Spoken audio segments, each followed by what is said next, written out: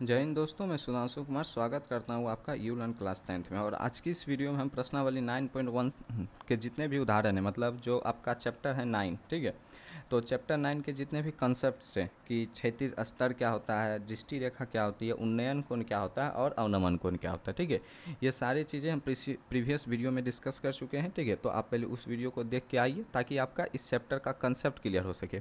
इस वीडियो में हम क्या करेंगे कि जितने भी उदाहरण हैं, ठीक है, लगभग 6 या 7 उदाहरण हैं, ठीक है। तो सभी उदाहरण को करेंगे, फिर इससे अगली वीडियो में हम प्रश्नावली को करेंगे। तो बिना समय गवाए, ठीक है, हम इस वीडियो को शुरू करते हैं। तो देखो, इस चैप्टर में हम आपको बता देते हैं मोटा मोटी चीज़ हम कैसे चलेंगे, ठीक है। पहले हम पूरा प्रश्न पढ़ेंगे, फिर एक डेमो फिगर बनाएंगे, ठीक है, और फिर लास्ट में जाके हम, ठीक है, ओरिजिनल फिगर बनाएंगे कि एक्चुअल में ऐसा फिगर बनेगा।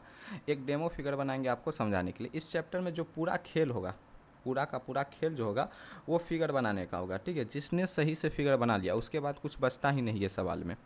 सवाल को पढ़ना है, अच्छे से ऑब्जर्व करना, समझना है, ठीक है, और फिगर बनाना है। फिगर आपने बना लिया, समझो सवाल आपने बना लिया, ठीक है। तो हम उदाहरण एक से शुरू करते हैं और हम आपको सिखाएंगे उदाहरण एक्चुअल क्यों दिया जाता है, सीखने के लिए, ठीक है। तो उदाहरण में आपको ये लेके नहीं चलना है कि हमको क्वेश्चन बनाना है, ठीक है। आपको इस वीडियो को देख के सीखना है कि आखिर में क्वेश्चन बनाना कैसे।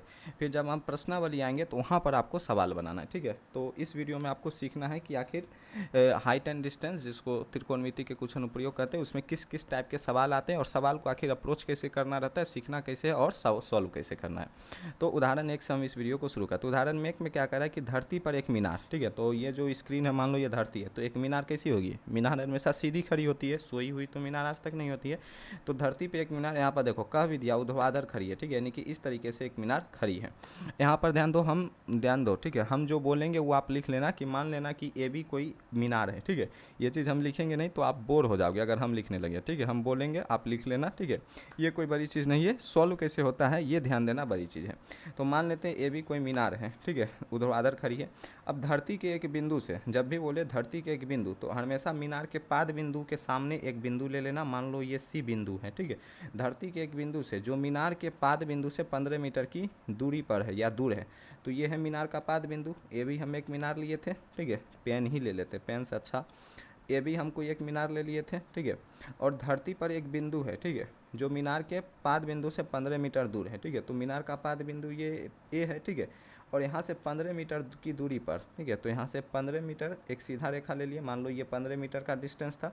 15 मीटर की दूरी पर एक कोई बिंदु है, इसको हम सी कह दिए, ठीक है। मीनार के शिखर का उन्नयन कोण 60 डिग्री है। मतलब ये कह रहा है कि धरती के एक बिंदु से, धरती के एक बिंदु से ये बिंदु जो मीनार के पाद बिंदु से 15 मीटर की दूरी पर है, मीनार के शिखर का उन्नयन कोण 60 डिग्री है। तो जब मीनार के शिखर का उन्नयन कोण बोल रहा है, मीनार का शिखर, तो मीनार का शिखर ये है, ठीक है। और उन्नयन कोण हमें तो बताए थे आपको पिछली वीडियो में कि उन्नयन कोण तभी बनेगा, ठीक है, जब हम ऊपर की चीज़ों को देख रहे हैं।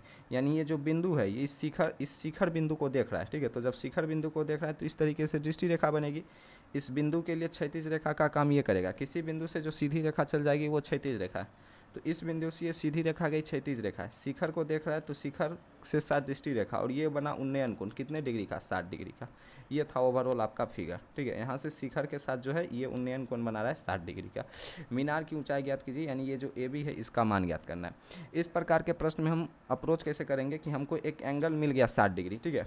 अब मान लो कि अगर हम यहाँ पर टेन थीटा का फॉर्मूला लगाते हैं, ठीक है, समझना।